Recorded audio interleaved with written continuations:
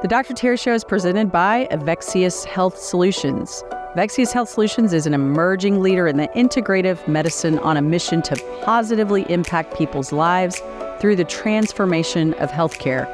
Evexias educates and trains practitioners on the new, innovative, integrative therapies that support a preventative care model that drives vitality as you age. You can learn more about Evexias Health Solutions and many of the healthcare topics we discuss on the Dr. Terri Show at evexias.com. That's EVEXIAS.com, as well as find a provider near you. Now here's today's episode.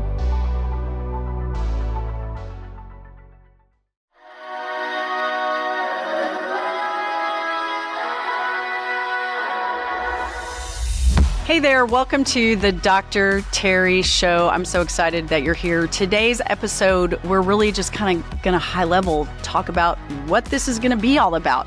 If you are sick and tired of feeling sick and tired and really just want to understand key shifts and key ways that you can make little tweaks in your life and in your health that can help you show up to be your best self in every aspect of your life, in all of your relationships, at work, at home, with your significant others, with your children, with your family, then you are going to really enjoy this conversation today.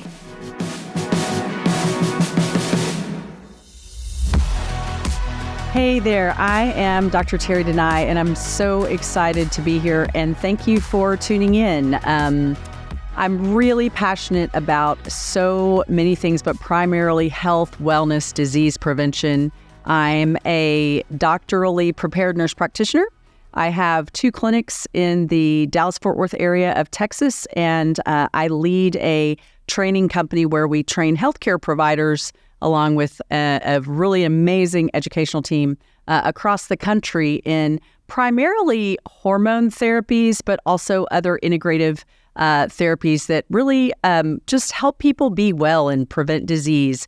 And I'm really passionate about the topic because primarily I come from a allopathic model or a conventional medical model, and I worked in the hospital for many, many years. And I just really felt like we could do a lot better with helping people be well. And, in helping them prevent a lot of the diseases. The majority of the patients that I took care of in the hospital were there for some sort of chronic illness that is totally preventable.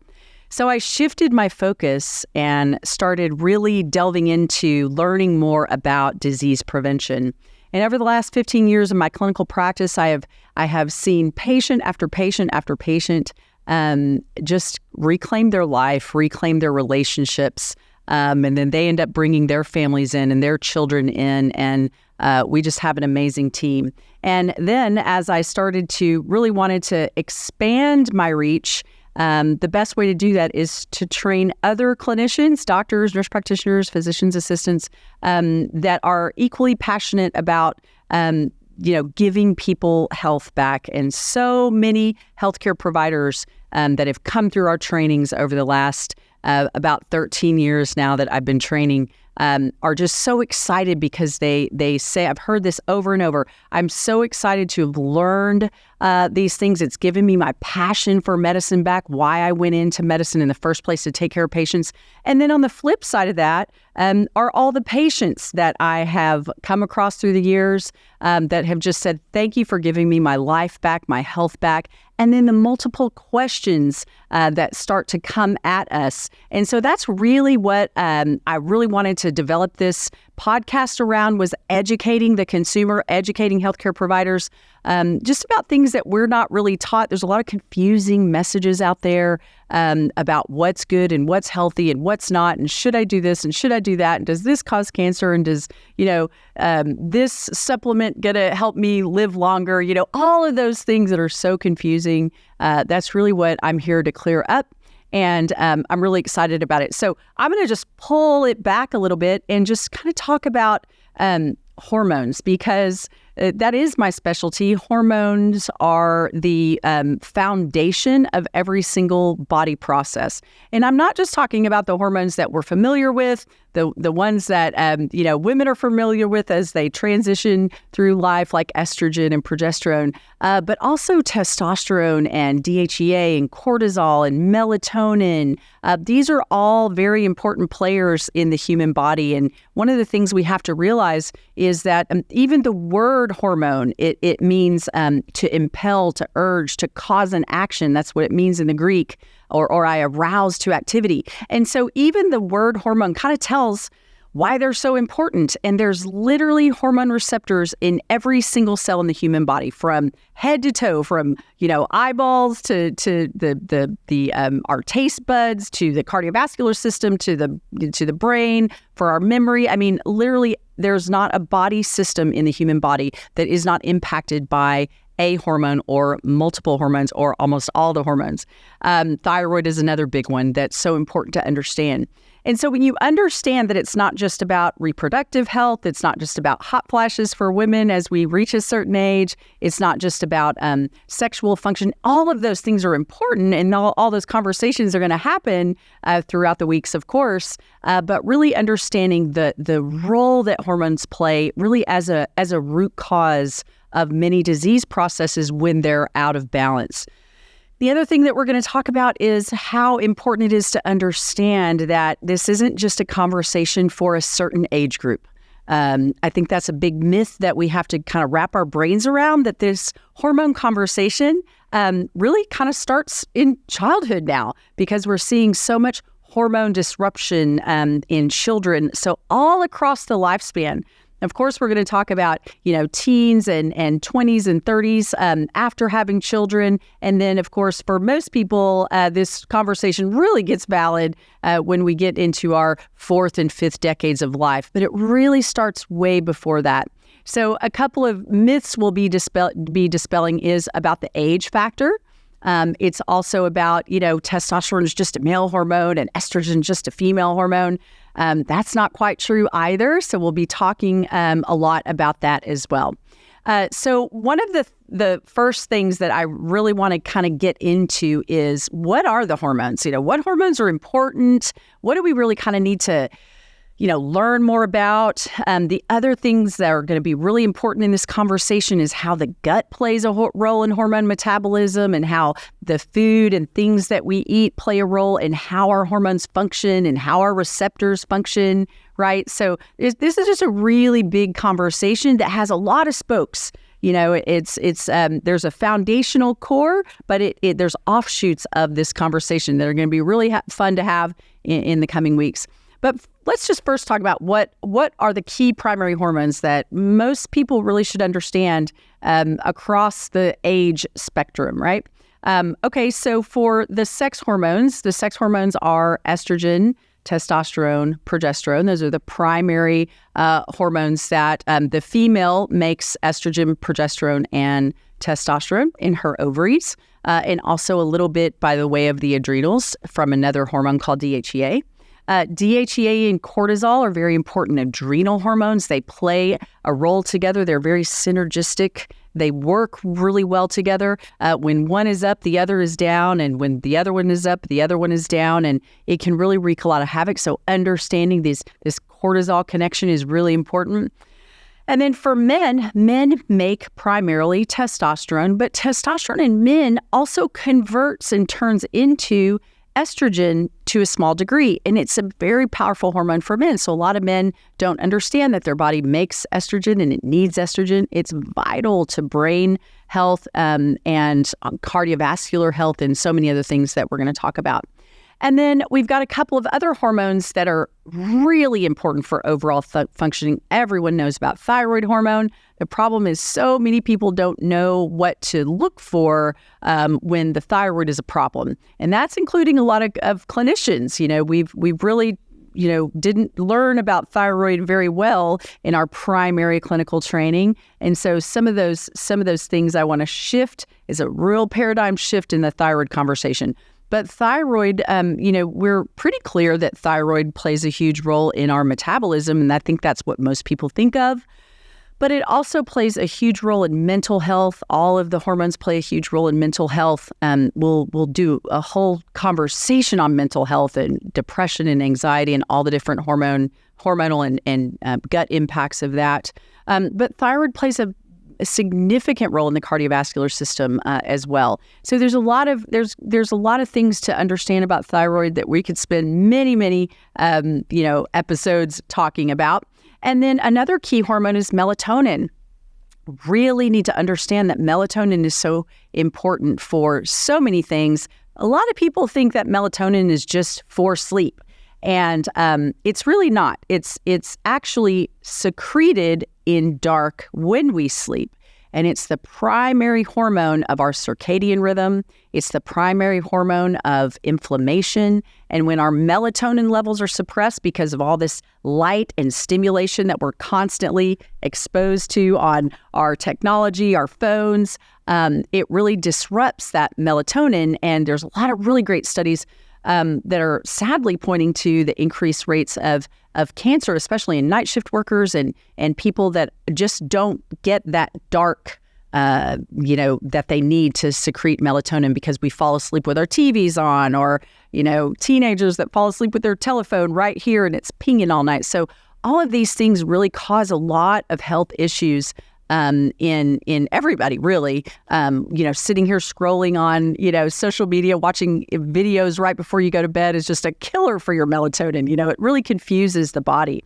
So how can we really kind of pay attention to so many of these things, that just little tweaks and little adjustments that can really help us live a healthier, more productive life? One of the top 3 things almost every single patient that comes into our clinics and the clinics of the practitioners that we train across the country is, I'm tired and my brain's not working and I can't lose weight. I feel bloated and I feel yucky and puffy all the time. Those are kind of the top 3. And then, of course, there's several others.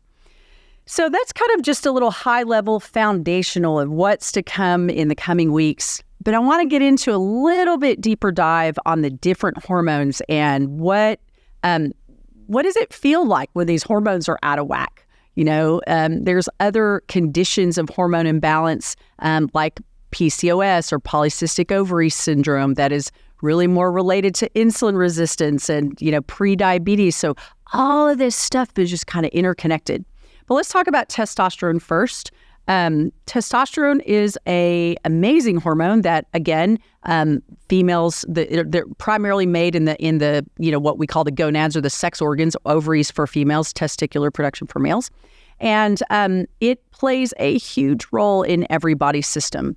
Testosterone plays a huge role in the brain. There's thousands of receptors in the area of the brain that's responsible for mood and thinking and mental clarity and focus. So what low testosterone or suboptimal testosterone, or maybe I've got plenty of testosterone, I use the analogy of you've got plenty of gas in the tank, but that fuel just can't get into the engine to do the work, like the cell, right? So every cell that has a receptor sitting on it, there's a function for that molecule inside the cell. And testosterone is present in just about every single cell in the human body, as is thyroid. So a lot of times people, especially young people, have plenty of gas in the tank, but there's a lot of junk that's preventing that fuel to get into the cell to do the work. So what does it feel like? Well, can't think, can't focus, depression, anxiety, irritability, mood swings. It's a big myth. A lot of people think that if men take testosterone or they use testosterone, they're going to get ragey and angry. Well, that comes from the anabolic steroid, kind of roid rage stuff. And that's not what we're talking about here. Actually, the opposite thing can happen. As men and even women lose testosterone, their moods get worse. So there's a lot of mental health conversation around testosterone specifically. Joint pain is another problem that happens. Soreness after exercising, energy, hitting a wall at about 2 to 4 in the afternoon, or not sleeping through the night. So falling asleep isn't really the complaint, it's staying asleep. People will complain that they wake up 2 to 4 in the morning, can't go back to sleep. Their brain just won't turn off. That's a hallmark testosterone deficiency. So depression, moodiness, irritability, can't sleep, can't focus, joint pain, chronic pain. There's a whole conversation to be had about chronic pain. There's so much chronic pain in our country right now, right? And there's all of this conversation around opioids and getting patients off these pain medicines and things like that. And how can we get to the root cause? Well, when you understand that chronic pain directly impacts the brain, the pituitary, the part of the brain that is kind of the master control of all your hormones, and chronic pain impacts that, and so does acute pain. And we see that when people are in chronic or acute pain, their testosterone and DHEA and some other hormones, those levels drop precipitously. So now they're in this vicious cycle of they hurt anyway, and then it impacts the brain, and their hormones, their testosterone decreases, which causes more inflammation and more pain, more depression, more anxiety. So they get kind of in this vicious loop, right? So chronic pain is a big, big conversation in the hormone conversation as well. Decrease muscle strength. A lot of men and women complain about this, but especially men. They'll say their joints hurt. One of the primary symptoms my husband always talks about is he knows when his knees start hurting, that his testosterone's probably low, right? I hear this a lot from my guys is joint pain and chronic pain, or when I wake up in the morning, it just takes me a while to get the engine started, and I just kind of got to stretch and rub my knees and rub my elbows, and that's a hallmark symptom. Why is that? Well, testosterone is a powerful anti-inflammatory molecule. So when you understand the role it plays in inflammation and pain, it kind of starts to make sense. I had a patient one time, she had chronic foot pain every morning when she'd get up. And she had been to multiple clinicians, and so many people said, I don't know what's wrong with you. They thought she had arthritis or rheumatoid arthritis. She didn't have any of that. They couldn't find anything wrong with her. And she actually heard me speaking on another show, and she had her own show, and she wanted me to come on and kind of talk about this conversation. And she was one of those people that likes to do things very naturally, which I love. I think that's amazing. And so she kind of wanted to have this transition through this hormone decline stage of her life more naturally, which is fine. It's totally fine.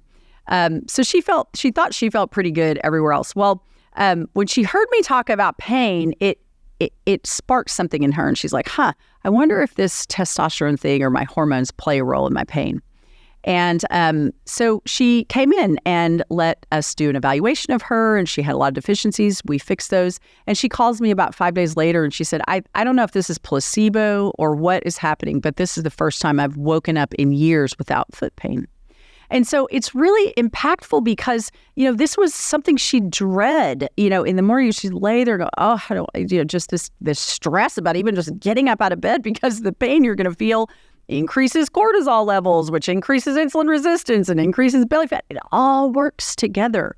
And so that's just a small little example of how testosterone plays a huge role in the pain conversation. So we've talked about depression a little bit. I touched on that. Testosterone is powerful for mitigating depression. My doctoral research project was on depression and testosterone in women, and how testosterone decline in women, which happens starting in our 30s, especially after that second baby. So many women will say, I just never could bounce back after that second baby. I couldn't lose weight. I'm tired all the time. I don't have a libido. I just kind of have the blues, the blahs. And a lot of women will say, you know what, I'm sad all the time and I don't have any reason to be. I have a happy marriage. My kids are great. I have a great career. And they just can't put their finger on it. So this is something that I saw repetitively in my clinical practice. So I did a research project on it. And sure enough, a very statistically significant portion of our patients, over 86%, had a complete resolution in their depressive symptoms and anxiety with testosterone therapy addressing those deficiencies.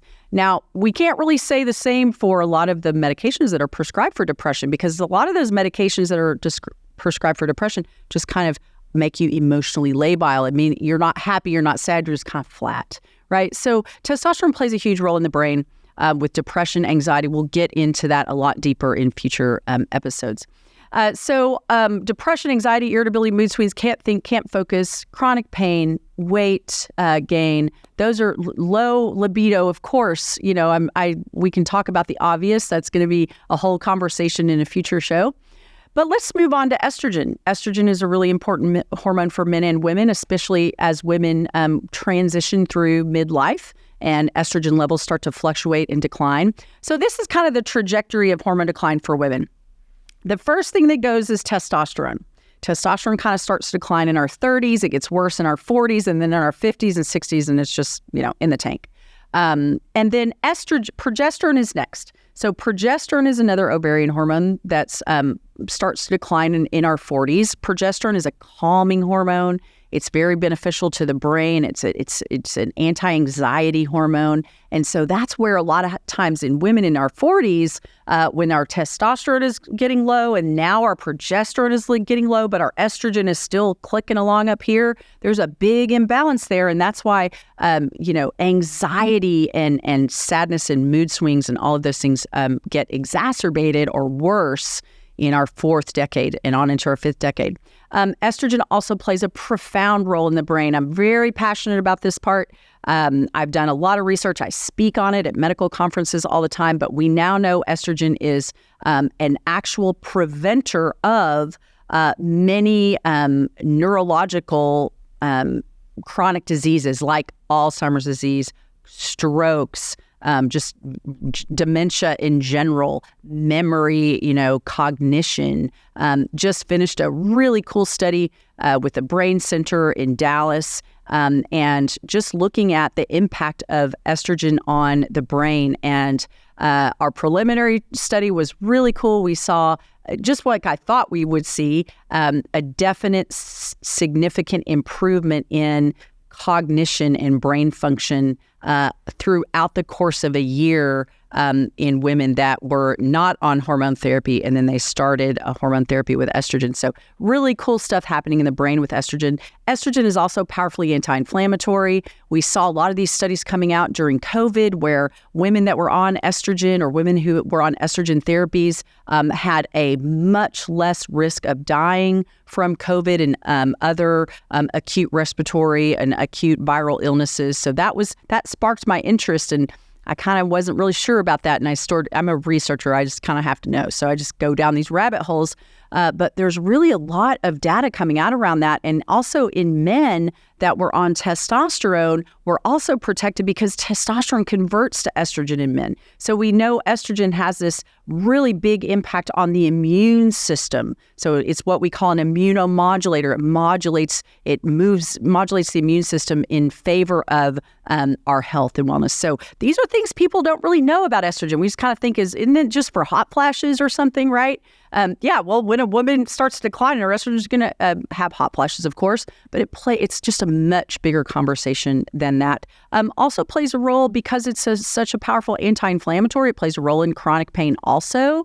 In fact, a lot of the studies that were looking at testosterone and the impact on pain showed that it was actually the estrogen conversion that was probably giving the most benefit in that regard.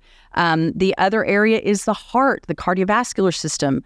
We see many, many studies that show estrogen to be protective to the heart. It does its work on, it's called the endothelial cells, or that layer of cells that are in our arteries, and helps it expand, contract. It keeps that layer healthy. There's a lot of things we can talk about that when we talk about the heart in future episodes. But one of the biggest things that women are kind of leery about with estrogen, and this is going to be a whole 30-minute conversation, is breast cancer. So we'll talk about breast cancer, and we'll talk about how estrogen now we know does not only not cause breast cancer, but it actually, women who are on estrogen therapy are protected against breast cancer. But breast cancer has a whole nother conversation that has to do with how are your hormones metabolizing, what's going on in the gut, what else are you putting in your body? There's so much to that conversation that I'm excited to talk about with you.